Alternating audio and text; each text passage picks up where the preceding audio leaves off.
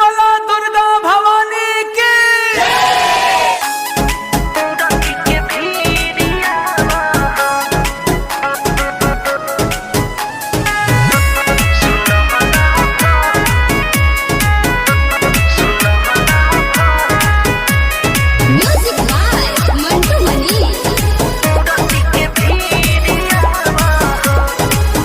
जब से मंदिर के खुलल बा गेट हो, हम तबे से करता निवेट हो।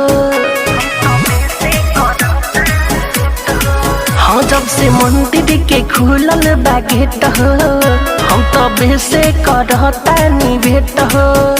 अरे तनी कोना गिरी अब लगाव हो,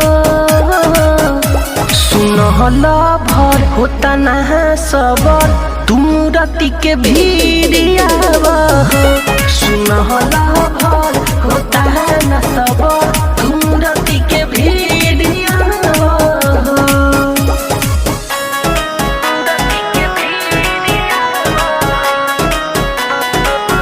रिकॉर्डिंग स्टूडियो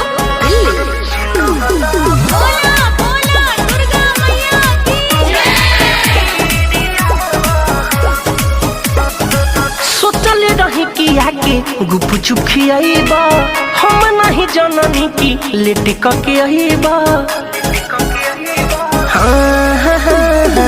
सोचले रही कि आके गुप चुप खियाइबा, हम नहीं जननी की लेट के आइबा। खाली बाते में जनी बहलावा,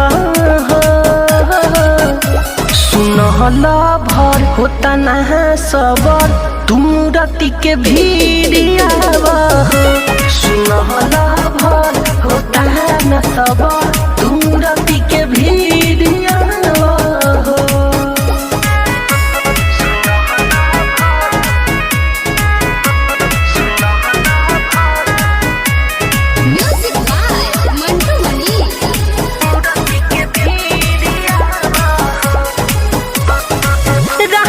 देखतानी हम पल पल हो, निर्मल जोगेश सुना मिठू मारा सहल हो।